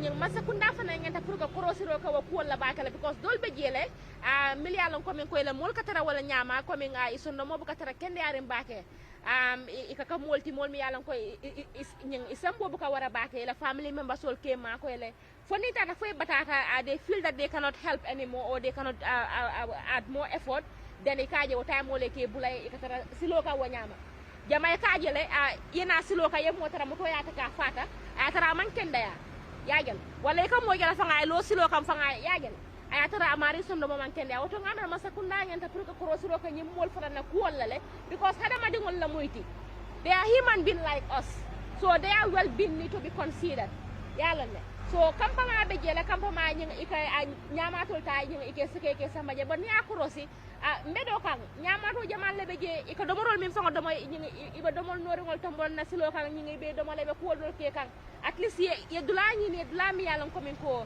isa tarano jele ifarana hada madi ya nyanto nying sa dino la je wo mo fenne timi yalon komin kon tangaje fa akuma da bakere Sister Linger indeed Black Queen who feels it knows it ñi nga xamante ne dañ feebar di taxawaalu dañoo am ay mbokk fii kenn wadut kenn ko ci nekk ndey ak baay moo la jur nga am family and most of them ci family bu baax la ñuy jógee mu nekk mbir mu am solo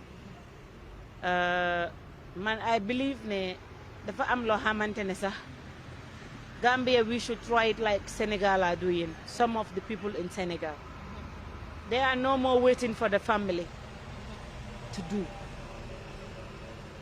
These are people that help these people that are not that they are mentally retarded, yeah. Okay, what they do is they have a team and they also have sponsors. Okay. And I think Gambia also we should try such a thing like that. Yeah, the mental health. Yeah, they are trying. Dañuy am sëriñ yoo xamante ne dañ leen di faj li ci ëpp dañuy wér. The last time am na bu ma seetaan on YouTube. Ndaw si Gambian la. Mu foli ba Sénégal. Ndeysaan. Buñ ko fajee dañ ko indiwaat ba Gambia mu tombé coronavirus bi. Lii moo tax those people did not even come ba meet family. But da indi nañ ko ba Baara ñu bàyyi ko mu jaala te dañ ko faj ba mu wér solal ko yëre and everything mu normal. Ndeysaan. Billahi. Yàlla moo la So I think ne ñun tamit dañ lack of many things. Even if we cannot do that 100%. But we can have a team boo xamante ne mun nañ di for those people on the street. Di leen yóbbu tanka Mariama Kunda. And then there would be a problem also because I know when you go to Tanka there is no medicine. Yeah. Ministry of Health war nañoo góorgóorlu bu baax a baax. ñoom ci seen bopp ñoo war a mun a am team boo xam ne sax dinañ leen fay waaw waaw pour gars pour yi loolu rek noonu ñu koy def ñu see ànda benn media TV ñuy dem waaw ñuy cover what they are doing ñu gis ne wax dëgg Ministry of Health dëgg ñu ngi def seen kéem talaay kattan ñoom tamit ñuy dem di lobby garab with many other things gannaaw loolu ñi nga xamante ne dañuy am mental nekk ci yooni nit ñi di leen tëddoo muy góor muy jigéen those people they don't have mental the ones that are coming to sleep with them ñoom ñoo feebar ñële dañ am nattu moom moo leen daal waaye ñii ñëw di tëdd ak ñoom ba ñuy jur doom black queen those are the sick people I don't believe nga dem ci maamun mu ne la demal nga tëdd ak nit ku dof pour nga am place demal nga tëdd ak nit ku dof sa jëkkër bàyyi sa wuja bi demal nga tëdd ak nit nga am alal those people ñooñu ñoo dof ñu ngi xëccaloo xamante ne nii ndax dina leen dikk ndax dinañ ko fekkee Sister Linguère definitely am na loo xamante ne wax nga ko léegi waaye xaw ma ndax nga bàyyi nga ko xel bu baax nga ne teddal ak diw di nga am lii defal lii di nga am lele lii daal xam nga mu nekk loo xamante ne dañ ko war a bàyyi xel bu baax because foog naa ne comme alali àdduna xam nga warut yow lim la jaralut waaw moo junneem moom la jaral sa morom ci àddina bu jeex bii saa boo xëyee ñu tàggee la ki nga gën a bëgg ngay xom di ximi di ko jooy saa yu sa xel bi demee ci moom sa xol bi tooy sa rongo ñu rat Sister Linguère gis nga conversation bi comme nga bëgguma ko nga ñu continue this topic of discussion because I'm feeling emotional about this because it is just like anytime when I talk about the life of the differently able people, how I feel is the same way non la they feel when I am talking about the people who are mentally retarded because loolu dafa nekk nattu boo xamante ne yàlla moo ko teg seen kaw so ñun ñi nga xamante ne comme yàlla daf ñu jàppale comme we don't have such problems I believe na comme ñun ñoo war a taxaw and see how best we can support them. Why when things are not happening that way, I am praying for the few ñi nga xamante ne comme ñi ngi try their utmost best to see how best to support these people because am na ñoo xamante ne they are trying in their lives. Kon mafala Corporal Bangura baraka bake alama masata laye joye sutura nyanga ye tanka anom palaso fana alama yuruwala ila nyang family members ol fana nyang alama nyanga ibekala nyanga mo kendol ti ngala ko mo kendol la bara alame nyang ibekala mo kendol ti fana wala la kenda ya kafula nyanga coming itatabe nyaming andong momorandi yalan coming ko nyanga mari buka nyong hadama dingo makoy no alama masata laye makoy jusodi ya mari la fonsenyo makoy no so that at least the world will be a beautiful place to live. Sister Linguère dañoo am a short commercial break rek suñu dellu see rek then I have something li nga xamante ne I believe lu ma war a def rek mooy I will invite somebody ki nga xamante ne maybe the person is from the National Assembly pour ñu am a serious discussion about this just a short one. Yeah, just a short commercial break. We just saw the beautiful view of Banjul, the capital, our capital city, because we are sitting right, at the Independence Drive, just around, the arch. That's where we are seated. So that is, you see, you can see our vehicles are moving. I love that smile. Yo, gis nga lolu noonu wala gis nga lolu noonu. I saw the smile. Yeah, really the smile is nice. Okay, yeah. This is Sahel Network TV the morning show. Banjul the capital. We still at Independence Drive. Lañ wax.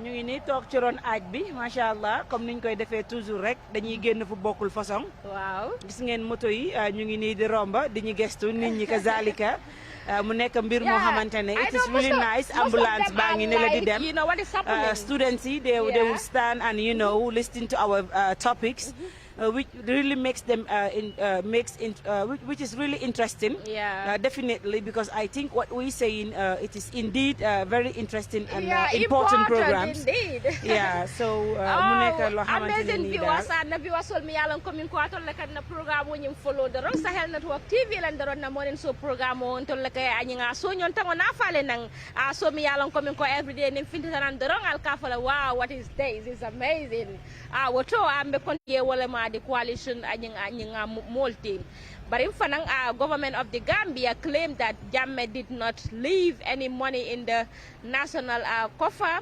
And another claim by Kajube for the former president Yaya Jammeh atale ko do nyim bondi ba wala coalition 2017 itale ko do nyim bondi wala sabu sister Linger ko mbe mola invite la na mom yalan ko min ko nyinga mari se nying clarification o ke janne anum fanang anin jamaye kacha nyinga mimbe dending the audit report la because Gambia la ko do Gambia la nafulo Gambia dingol la nafulo mu fennati mi yalan komin ko Gambia dingol la nyantolam pour yalan ko adun tamin ko le Jumala ya dun liggey me invite la le they will come me invite la me invite la pour I yena saw someone and I thought he is the one you invite. you saw someone Yes, but never mind. okay yeah I saw him maybe he sent something. But I will try to invite him so that at least, he can come, we discuss about this. Because we shouldn't be discussing like that, He is a media man, though he is working with the Qatar embassy. Okay. But anyway, mu nekk mbir moo xamante ne nii Black Queen. Xaw ma tuuma la xaw ma dëgg la because we are not part of those things when we are not there when those things were happening. Yeah, so Understand nga liñ ci am rek mooy dégg nañ ne Jammeh withdraw na xaalis dégg nañ ne Jammeh bàyyiwut fi xaalis it is true or it is not true we cannot say anything about that because definitely we are not there by that particular time and I think ne ñoom it neen xamante nañ ñi lekk collusion bi la ñi lekk Jammeh la lenn moo am Gambia tàmm nañ ko lii daal dafa nekk loo xamante ne comme nga diw moo ko def wala nga kële moo ko def but it's something that is done by someone and I believe the Gambian people deserve to know who that person is. Black Queen corruption dafa yàgg si dëkk bi Definitely. te dafa continuer because they have been eating our money dara génnut si and yet still they are eating it dara génnut si so if you think later on if they eat it dara dina si génn dara du si génn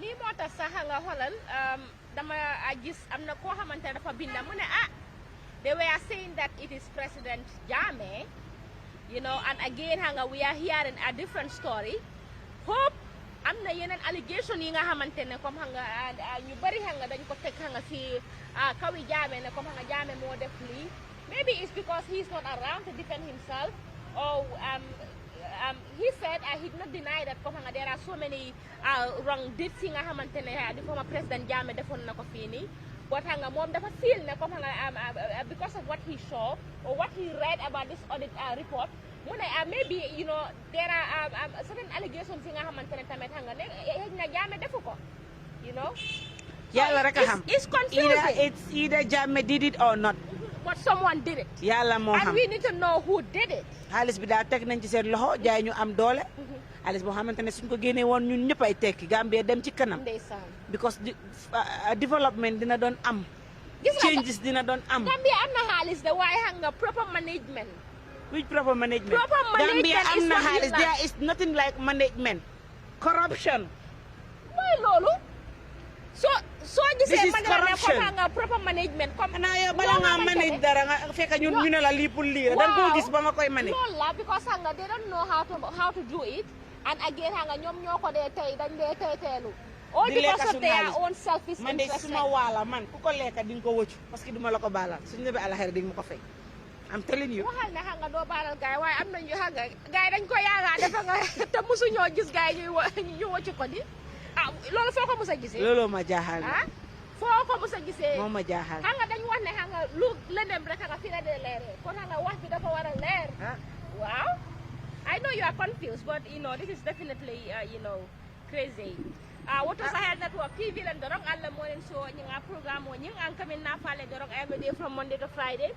Komi nga fale nyamin dorong anying antol an kan kachale ke an kan own opinions nothing because everybody have something to say, depending on the little that we research about, and then an ko mo invite nan mo mi yalon komin kon naka kacha kum masoto woto ambe nga promise ngin nala komin ko mbe mo invite la nan ne mo mi yalon komin kon naba kacha nga debring osotla about this audit report. We will do that definitely mo kelale woto fanang nga kibaro do sotale kibaro mi yalon ko abota bantala banko la kan ay ka fo dula me komin ko Saudi Arabia accident nying do keta jele nying accident mi yalon komin ko bu metti sax ndeysaan ya kabe nying kibaro safela ya safela ko mo fatale min tata fo nyinga mo sey andu nga mo tanan nin saba nyinga wal baramata jele bari nga kabir nga kilale ninga kibaro soto jele do mi yalon ka sene atama dorong nying ba falale na because nying koku be yalon komin ko dibita dorong ñinga ka sene ya janne sister Linguère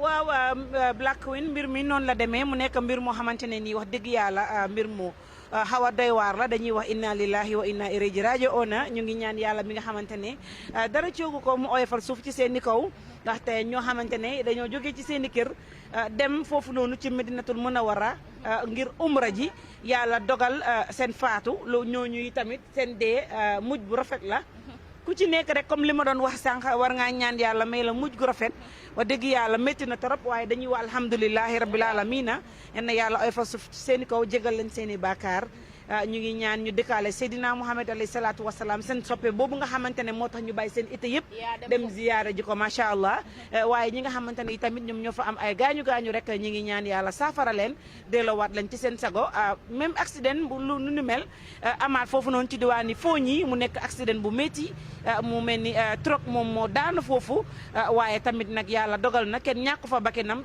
ci jamono bi nga xamante ne ci la accident bi amoon gannaaw boobu ak léegi nag dégguñ ci benn xibaar waaye incha allahu rabbi dinañ ci def gestu bu baax a baax lépp lu ci mën a am rek dinañ leen ko xamal bu soobee yàlla nee nañ leen lépp fii lay leeree ci Sahel Network kon nag lii lañ leen amaloon tey incha allah di leen jot dig daje ba suba bu soobee yàlla Linguère with Black Queen bye bye on my side thank you so much di leen wax rek ngeen jégal ñu lépp loo xamante ne wax nañ ko fii te du noonu rek ñu ngi ciy ñaan ngeen baal ñu wax moom moo métti rek waaye bu ñu sañoon lépp loo xamante ne wax nañ ko fi rek day nekk mbir moo xamante ne nii lu leen gënal la muy doon salaamaaleykum wa rahmatulah baraka bake ñing ko me yaafo ñaamin dorong ay ko a liro sutiyata tongalale woto ñingan wonderful followers miliyalan ko min ka tolle kan programme follow the morning show ngal tentu ngal jay alama man satalla ya jo bayri nga alla joro ba tele bulo kono woto ñinga ngamera ñinga be dannale janne ñinga fo sama barin fana nga mbal promise la ko min ko be fintila bantala inshallah nga jube ya ñing drive be kacano la nyaadi lay